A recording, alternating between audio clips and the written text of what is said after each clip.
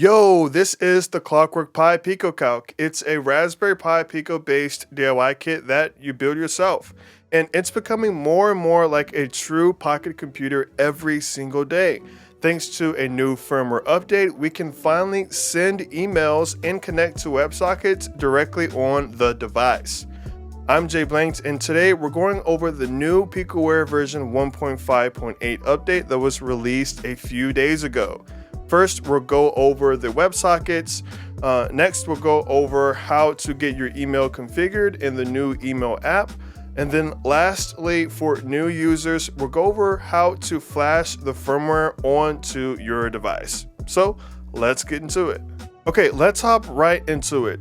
First, we need to make sure our Wi-Fi is connected. From the desktop, all we have to do is click enter, and then scroll down or up and click on Wi-Fi.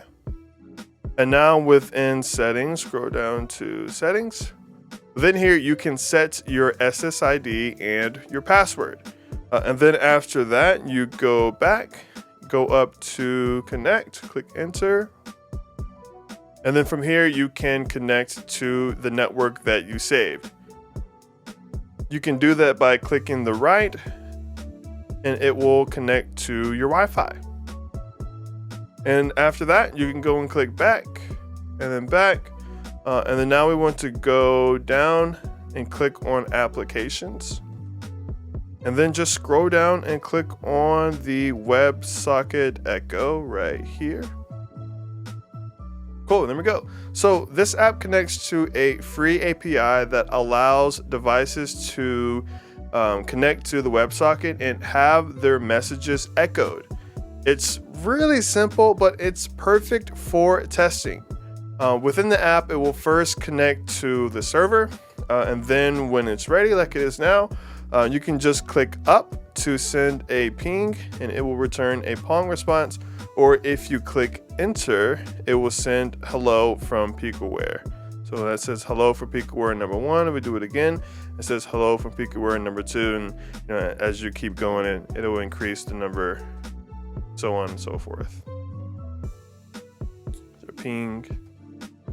Okay. And yeah, that's pretty cool. But now let's go check out the email app. So we click back. Go up to email, which was at the top of the list, and now just click enter. Okay, and then now from here, there are 3 fields that we need to set. The first one is your email, of course, and then after that is the password. Now, this password should be an app password, and that's something that you can create within your Gmail settings. And then lastly, you need your name. I have mine set as, Picoware. We'll go down and click save, right, save, input saved. And then now from here, we just simply go up and click send message. It's pretty straightforward. It will first ask us for the subject. So I'll just type in JBlanked, LANKED, and then go down and click save. And now it will ask us now it wants us to type in the recipient email address. So we will use mine, which is jblanked@jblanked.com.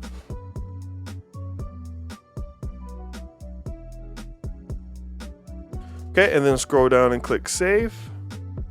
And now lastly, we just type in the message. So for our test today, let's say, we'll say hi from YouTube.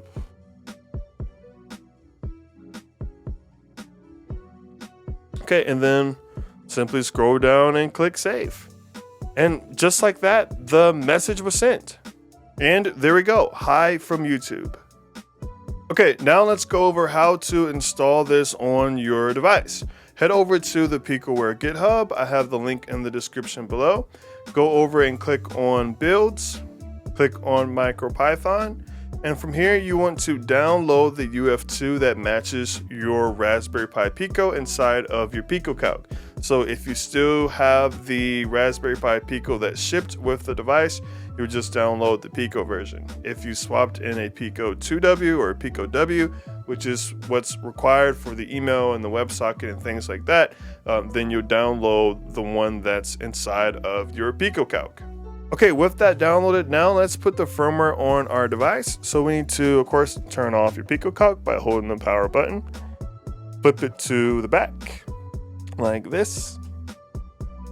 So from here, we need to put our device into bootloader mode, and we do that by holding the boot select button on the Raspberry Pi Pico itself. Now this is a custom case by the user N602, which completely exposes the Pico, but you can still reach the Pico through the vents on the back of the original case. You just need something small like a wooden toothpick or something like that. And what we're going to do is we're going to hold down that boot select button, and while we're doing so, we need to connect a micro USB cable that supports data. So plug it into your computer at first, and then plug the other end into the Raspberry Pi Pico, like so, on your board. And then once you see a new drive on your computer, you can let go of that boot select button. The new drive should appear as RPI-RP2 if you're using the Pico or Pico W, or it'll appear as RP2350 if you're using the Pico 2 or Pico 2W. From here, all you have to do is drag the UF2 file that you downloaded onto the drive that appeared, and it will copy the firmware over, and once it is done, it will eject itself from your computer, and you have successfully flashed Picoware version 1.5.8. Now from here, you can unplug, and then we can flip it over and turn it on. Sorry, that ring light's super bright. And turn it on, and here we are. Welcome to Picoware. Okay, the first thing you should do in Picoware, if you haven't set your Wi-Fi credentials, is to go and set your Wi-Fi credentials like we talked about earlier. And then after that, I recommend going to the on-device app store. You click on App Store, and then downloading all of the applications. Now, if you're using a Raspberry Pi Pico or Pico 2, that doesn't have the Wi-Fi chip on it, you can still get the apps another way. Back on GitHub, click on Builds, MicroPython, and then here is the apps folder. Now it'll be super petty to just click and download each one, so the fastest way is to just download this repository as a zip file. And then from there, you can go into the builds directory and MicroPython, and then drag the apps folder onto your SD card. Let me show you what that looks like. So once you have it downloaded, make sure there is a folder named Picoware on the root of your SD card. And then you want to just drag that apps folder right here. And here are all of the apps that were here on GitHub into the folder. Now, I believe there are almost 30 or 40, I think there was 35 or 31 the last time I counted, of the different apps. And in each release, I'm including more and more apps. So stay tuned for more updates. Okay, great. You have Picoware installed, you flashed the latest update, you understand how to work the email in the WebSocket app, but there are a few features that I left out that will be in the next video. So definitely give this video a thumbs up and make sure you're subscribed so you don't miss out. Next time, we'll go over a graphing app that allows you to graph equations.